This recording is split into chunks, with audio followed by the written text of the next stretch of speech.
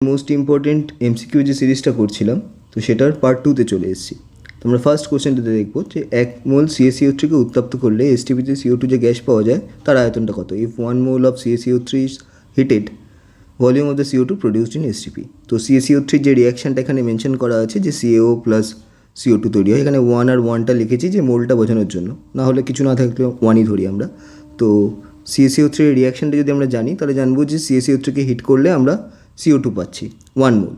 1 মোল CaCO3কে উত্তপ্ত করলে 1 মোল CO2 পাওয়া যায়। তাহলে আমরা সবাই জানি যে 1 মোল গ্যাসের আয়তন কত হবে এসটিপিতে, সেটা 22.4 লিটার। তারপর যে কোশ্চেনটা দেখা যাচ্ছে যে কোনো কঠিন পদার্থের সেলসিয়াস ও ফারেনহাইট স্কেলের দৈর্ঘ্য প্রসারণ গুণাঙ্ক যথাক্রমে আলফা সি ও আলফা এফ। মানে for solid substance coefficient of linear expansion alpha C and alpha F, the relation between them. রিলেশনটা কী হবে? আমরা জানি জলের যে হিমাঙ্ক আর স্ফুটনাঙ্ক রয়েছে বা গলনাঙ্ক আর স্ফুটনাঙ্ক রয়েছে সেইটা দিয়ে আমাদের এই স্কেলটা তৈরি করা হয়। তো দেখতে পাচ্ছি হচ্ছে 0 ডিগ্রি সেলসিয়াস, 100 ডিগ্রি সেলসিয়াস আর 32 ডিগ্রি ফারেনহাইট আর 212 ফারেনহাইট। এটা ওই জলের গলনাঙ্ক, হিমাঙ্ক অথবা স্ফুটনাঙ্কর যে পয়েন্টটা। এবার তাহলে 100খানা যদি সেলসিয়াসের ঘর ধরা হয় আর 180টা ফারেনহাইটের ঘর ধরা হয়, ঘটনাটা একই ঘটছে। তাহলে একটা ঘর সেলসিয়াসে বেরোলে আমি 9/5 মানে 9/5 ফারেনহাইটে এগোচ্ছি, ঠিক? তো এবার আলফা সি এর যে ভ্যালুটা সেটা আমরা জানি যে এর এককটা হয় পার ডিগ্রি সেলসিয়াস। তো আমি 1 ডিগ্রি সেলসিয়াসকে এভাবে লিখতে পারি 9/5 ডিগ্রি ফারেনহাইট। তাহলে আমি দেখছি যে 5/9 ইন্টু এক্স হচ্ছে। তাহলে আলফা এফ সঙ্গে 5/9 ইন্টু আলফা সি এর ভ্যালু হচ্ছে। এটা নিউমেরিক্যাল কোশ্চেনের জন্য খুব ইম্পর্টেন্ট।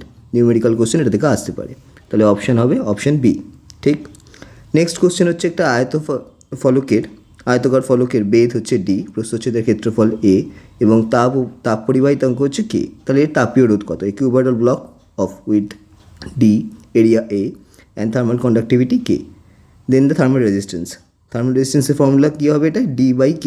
এটা নিউমেরিক্যালের জন্য খুব ইম্পর্টেন্ট। এটা রেশিও দিয়ে কোশ্চেন দেয়, নিউমেরিক্যাল কোশ্চেন তোমরা টেস্ট পেপারে ABTA WBTA-তে দেখতে পাবে। পরের পার্টটা হচ্ছে অ্যালকিনের সাধারণ সংকেত কী। এটা জৈব রসায়নের কোশ্চেন। ফার্স্ট সেটটা তো কোনোটাই নয়। তারপর CnH2n, এটা হচ্ছে অ্যালকিনের সংকেত। CnH2n+2 এটা অ্যালকেন। CnH2n-2 এটা হচ্ছে অ্যালকাইন। এটা আমার অ্যালকেন, এটা অ্যালকাইন। CnH2nটা হচ্ছে অ্যালকিন, মানে যেটাতে দ্বিবন্ধন থাকে। তারপর হচ্ছে ইথাইল অ্যালকোহলের কার্যকারী মূলক কী। ইথাইল অ্যালকোহল মানে যেটা ইথানল হয়, তো সেটা হচ্ছে অ্যালকোহল গ্রুপ OH। CHO হলে অ্যাল উচ্চারণ হয় আমাদের, aldehyde group. C double bond হলে কিটোন, COOH হলে কার্বক্সিলিক অ্যাসিড। কারণ আমি যেটা তোমাকে করাচ্ছি এখন একদম ডিটো সেটাই আসবে সেরকম নয়। তো আমি ধরনটা বলে দিচ্ছি যে এই যে পার্টগুলো পড়লে তোমাদের ইম্পর্টেন্ট ভালো হবে। তো এটা অ্যালডিহাইড, এটা কিটোন, এটা তোমার কার্বক্সিলিক গ্রুপ, যেটা প্রোপানোয়িক অ্যাসিড, ইথানোয়িক অ্যাসিড এগুলো হয়। তো অ্যান্সার কী হবে? OH। নিচের কোনটি আর্দ্র NH3কে শুষ্ক করতে ব্যবহার করা হয়? Which element is use to dry NH3?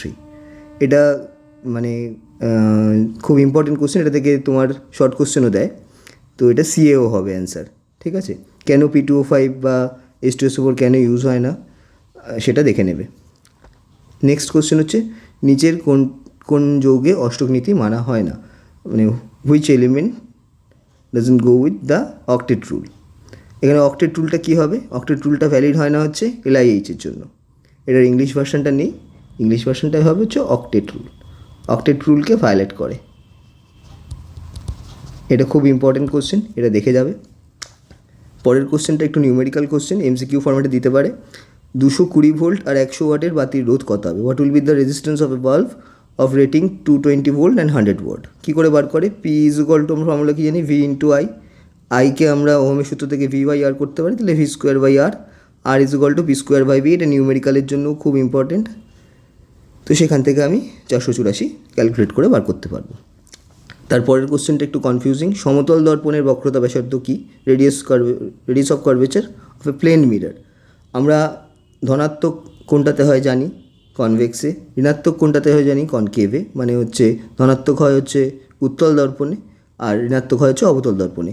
কিন্তু এই শূন্য আর অসীমের মধ্যে একটু কনসেপ্ট হয়। সমতল দর্পণের ক্ষেত্রে বক্রতা ব্যাসার্ধ অসীম, এটা মাথায় রাখবে, এটা ইম্পর্টেন্ট। নেক্সট হচ্ছে বায়োফুয়েলের মূল উপাদান কী? বায়োফুয়েলের মূল উপাদান হচ্ছে ইথানল। কিন্তু যদি বলে বায়োগ্যাসের মূল উপাদান কী, বায়োগ্যাসের মূল উপাদান হচ্ছে আমাদের মিথেন। তো এই জিনিসটা একটু মাথায় রাখবে, কনফিউজ হয়ে যায়। ইথানল হচ্ছে বায়োফুয়েলের মূল উপাদান। নেক্সট পার্ট খুব শিগগিরই পরের দিনই চলে আসছে। Thank you for watching.